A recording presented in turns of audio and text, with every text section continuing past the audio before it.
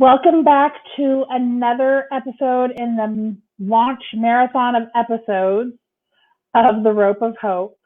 I am your host, Kimberly, and in this episode, I am joined by a very dear person to me.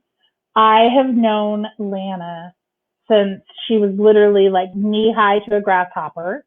We grew up in the same town, went to the same school. She was in band with me.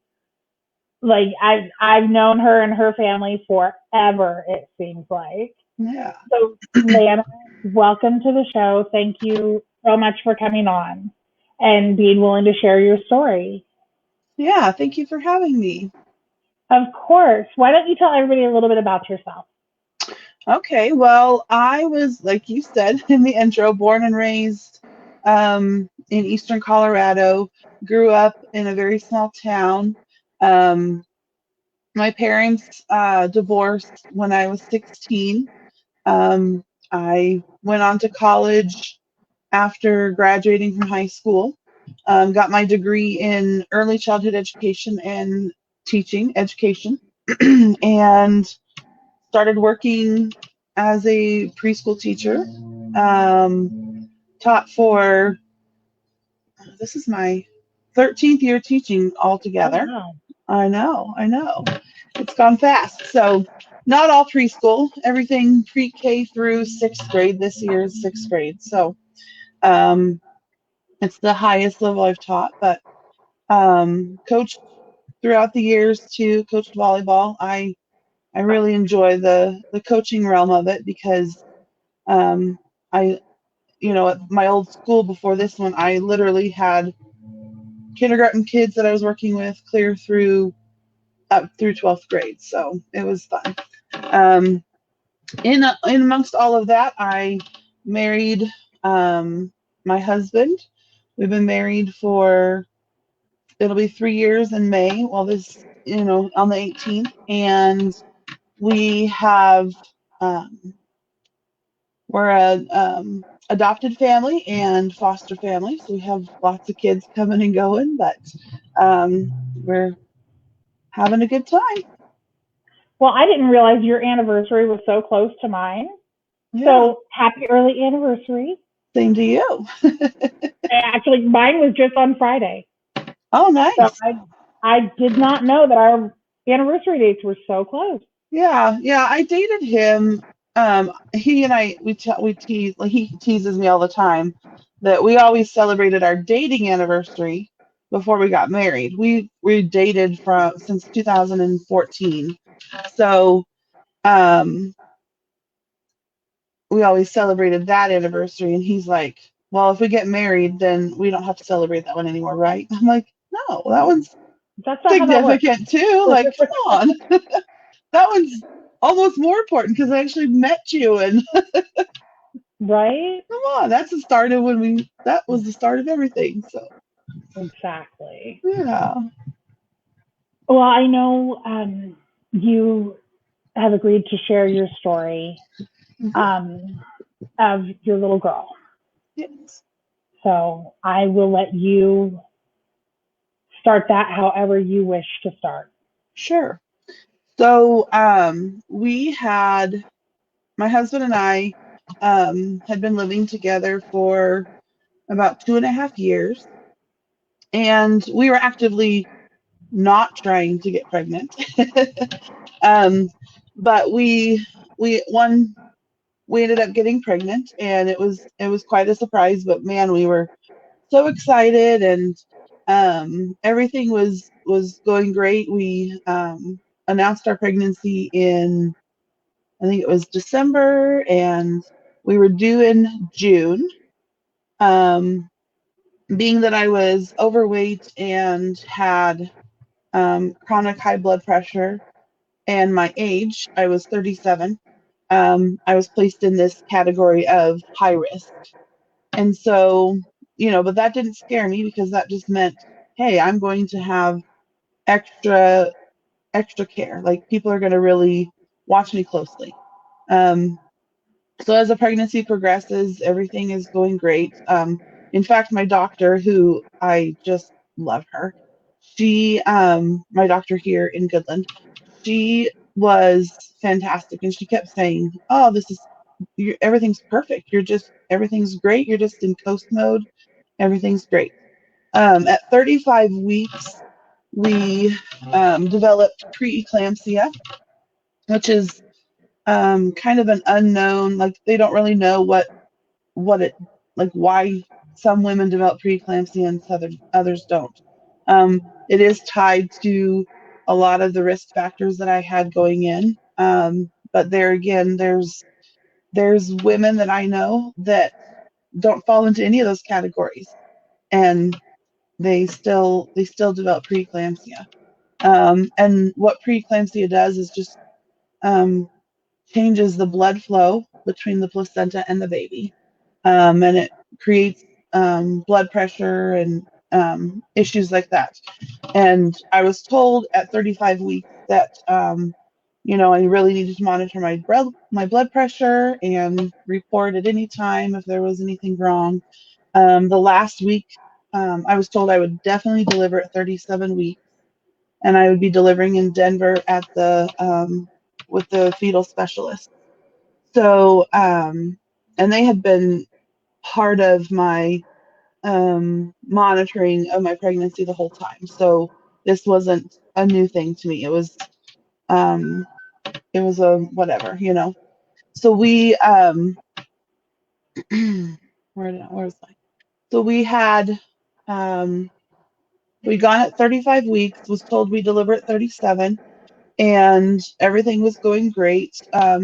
They did officially diagnose the preeclampsia, and we um, checked in so we had an appointment at 3 o'clock that afternoon.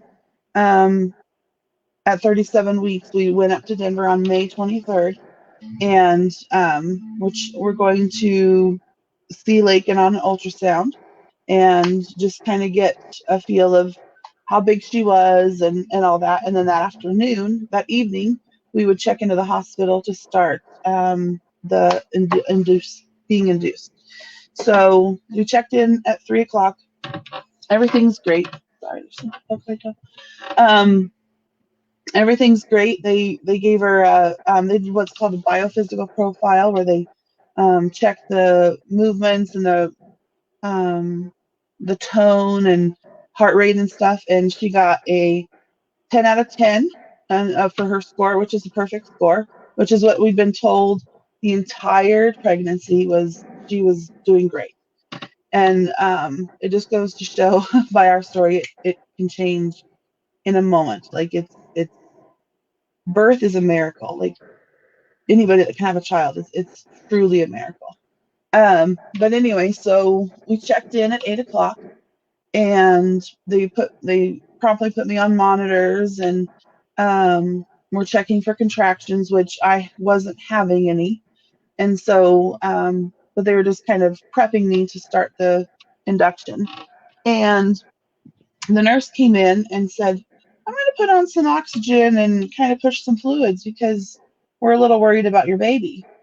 And I mean, this was the first time we'd ever heard that. Like, worried about her? Like, what? And so we were kind of like taken back by that, and kind of like you don't know us, so don't, like, what are you worried about? Your machine's wrong or something. So they pushed fluids and did all that, and her heart rate didn't change. It didn't improve. It wasn't low. It was just not fluctuating. And so then the doctor comes in. I mean, this is like 10:30 or 11 o'clock. And the doctor's like, "Hey, yeah, we're really worried. We're going to have to do an emergency C-section tonight."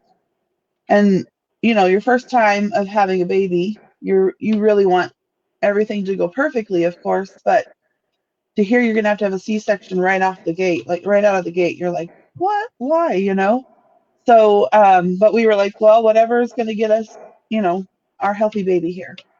And they kind of just decided as a team that she wasn't, after interviewing us a little bit, they had discovered that I had eaten a big meal. And I had eaten a big meal before checking in because the doctor that we'd seen at 3 had said, "Oh, you're not going to get a lot of food at the hospital, so eat now because once you're checked in, they're not going to give you much because of the chance that you might have to have a C-section."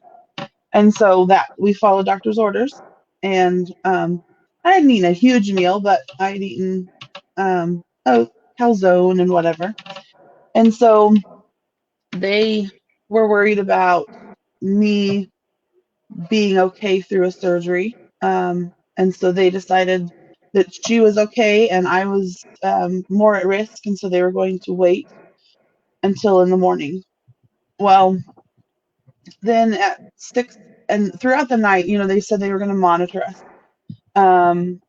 throughout the night. Well, we didn't hear from anybody all night long. I was sleeping. My husband was sleeping. But nobody really came in and woke us up or anything. They said they were monitoring us from the nurse's station. But at 6, around, I don't know exactly the exact time, but around between 5:30 and 6 o'clock in the morning, on May 24th, they came in and were having a hard time finding her heartbeat. And they found it in the 90s, which is really low for an fetus. And they said, well, let's get the ultrasound machine in here. Well, once they got the ultrasound machine in there, they discovered that 90s was my heart rate. Hers was in the 40s. So they, yeah. So they, sorry. You're fine, man. So they decided at that point that they were going to rush us in for an emergency C-section to try and save her. And they got us in the room, and I of course was put under completely because you can't get an epidural and get ready for a C-section in 30 minutes like they needed. So I was put out completely, and I wake up to my husband holding her, and I was so excited, but he had that look on his face. And the whole time through this preeclampsia diagnosis, we were told that the baby would be fine. I was just the one that was going to be very sick. And so I talked, that's what I thought when I woke up and saw my husband's face, that I was really sick. Because I obviously didn't feel great when I woke up because I just had a major abdominal surgery. And that's when he told me that she had passed away right before she was born. They had tried for 30 minutes to save her, and obviously to no avail. So we spent the next 3 days in the hospital, just giving her a bath and spending, trying to pack a lifetime in 3 days. So it was definitely a hard thing to go through. My husband says it was like we were in a race and we were just 1 foot away from the finish line, and we stumbled and didn't make it. We didn't get to bring her home. So and I had always heard of I knew women that had miscarriages, and I had heard of a couple people that had like a stillborn, but nobody really close to me. And then this happens, and this community of people opens up and just, like, I hate to say sucks you in, but because that's kind of a negative connotation, but they just embrace you and help you. I've made some really good friends through this process, and I mean, losing her led us to adoption. We were going to adopt anyway. That's how we were going to start our family. So she just kind of accelerated that process for us. So yeah, that's our story. First off, let me say how very sorry I am that you have had to endure that. Yes. It's not something any mother would ever want to imagine. Right. How can my followers, my listeners, my watchers, how can they best support what? Support you, support any agency that helps with this? So we really, anytime we can, we donate money and our time to a company, well, a nonprofit out of the Denver area called Now I Lay Me Down to Sleep. They provide photography for people that are experiencing loss, families that are experiencing infant loss in the hospital setting like that. So they weren't able to come and take pictures of Lakin for us. Our nurse actually was the one, but she had gone to trainings that they had offered. So she was trained in how to photograph an infant, a deceased infant, and how to photograph the family to make it, memorable for them in a positive way. And so, she took hundreds of pictures, and those are our most precious assets. They're just so precious to us. So because they're all of our other kids, we can take pictures of them forever, but Lincoln, those are the hundred and some pictures that we'll ever have of her. So we definitely really cherish those. But that company they offer that. They also offer a service to edit the photographs. Some infants are not very pleasing to the eye of some people because they don't understand that it doesn't matter what your kid looks like. They're precious in your eyes no matter what. And so some parents choose to have some editing done to their photographs to help that be more presentable, and so they can feel more comfortable sharing those pictures with other people. But they also gave us a precious little box to keep her like to make memory, like a memory box of her stuff. So they collected some hair of hers, which she barely had any hair, but they collected some hair of hers, and the hospital blanket, and they made a foot casting. So every time on her birthday, we donate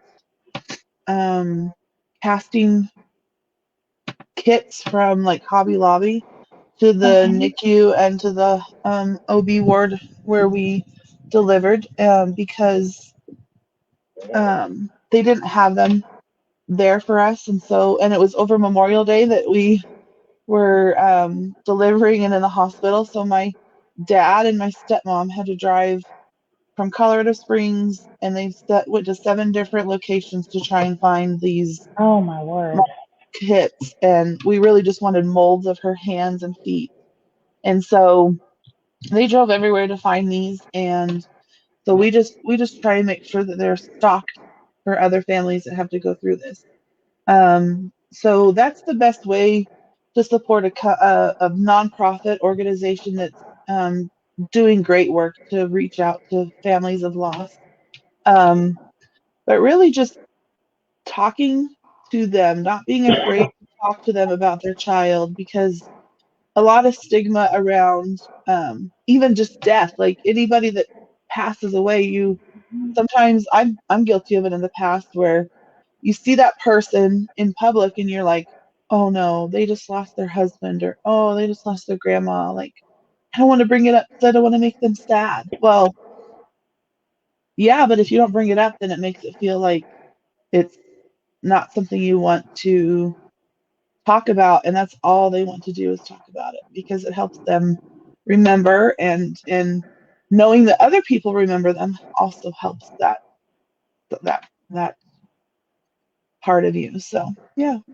Well, let me just say, I mean, I've seen pictures that you had posted of Lakin on Facebook, and she was absolutely beautiful. She was. Thank you.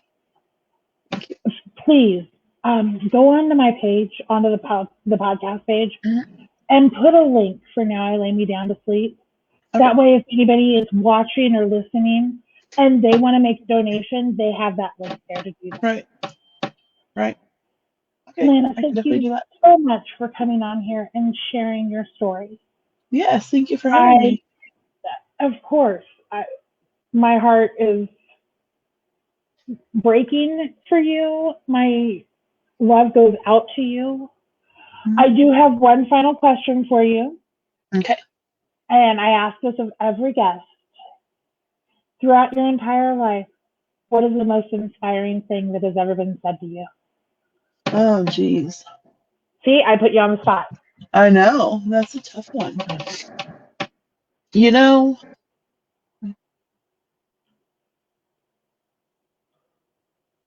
well, so I had a former coworker that I adore that her mantra for living basically was that in a world where you can be anything, be kind.